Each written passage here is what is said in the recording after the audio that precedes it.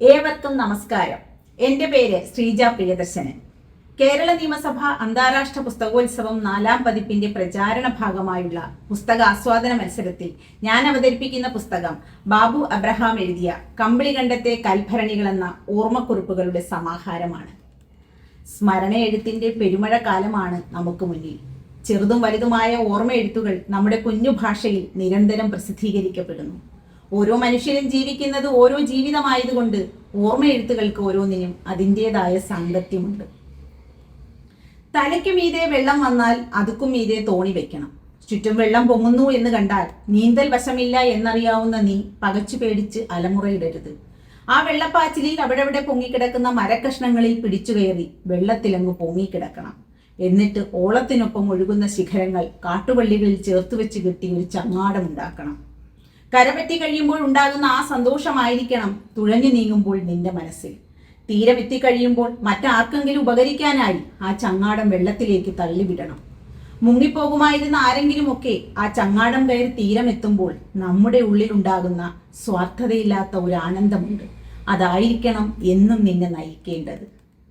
ഇങ്ങനെയുള്ള ഏറ്റവും പ്രചോദനാത്മകമായ വാക്യങ്ങൾ ഒപ്പം ദീർഘദർശിത്വമുള്ള ആശയം മുന്നോട്ട് വെച്ച നന്ദികുന്നിയിൽ മേരി എന്ന അസാമാന്യയായ അമ്മയുടെ സ്ത്രീയുടെ ചരിത്രമാണ്.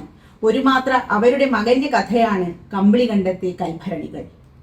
ഇടുക്കിയിലെ ഏറ്റവും അവികസിതമായ ഒരു ഗ്രാമത്തിൽ ഒരമ്മയും 3 പെൺമക്കളും ഒരു മകനും നടത്തിയ അതിജീവനത്തിന്റെ കഥ.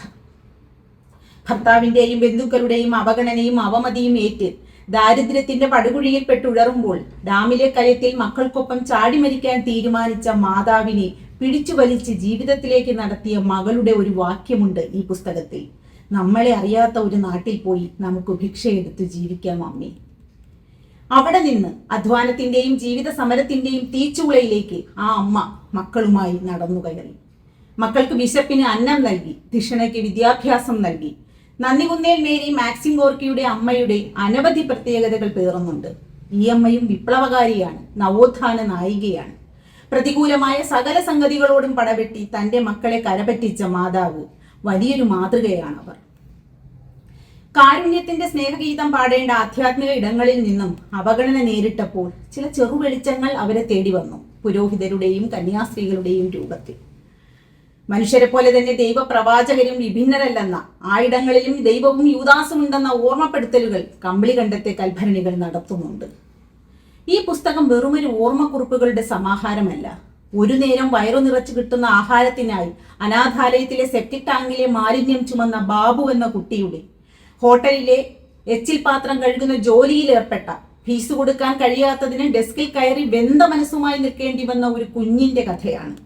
അവൻ ജീവിത സരണികളെ തളരാതെ നീന്തി കയറി ആരും കൊതിക്കുന്ന ഉന്നത നിലയിലെത്തിയ ജീവിതയാത്രയുടെ കഥ. അതെ, കമ്പിളികണ്ടം പ്രചോദനത്തിന്റെ പുസ്തകമാണ്.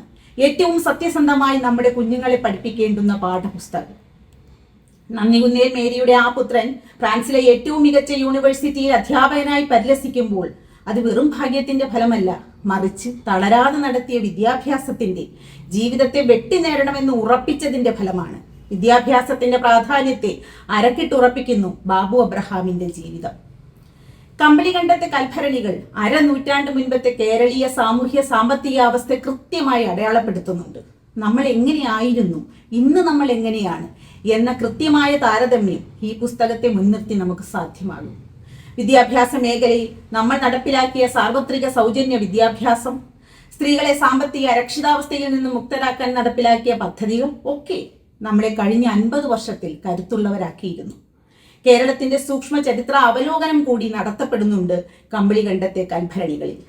ഹൈറേഞ്ച് ജീവിതത്തിന്റെ തനതു കാഴ്ചകൾ ലളിതസുന്ദരമായി ആഖ്യാനം ചെയ്യപ്പെട്ടിരിക്കുന്ന കമ്പിളികണ്ടത്തെ കൽഭരണികൾ വെറുമൊരു ഓർമ്മ പുസ്തകമായി വായിച്ചു കളയേണ്ട ഒന്നല്ല, നിരന്തരം വെളിച്ചം ചൊരിയുന്ന ജീവിതമായി അതിനെ ഉള്ളിൽ നമ്മൾ സ്വീകരിക്കണം. നന്ദി, നമസ്കാരം.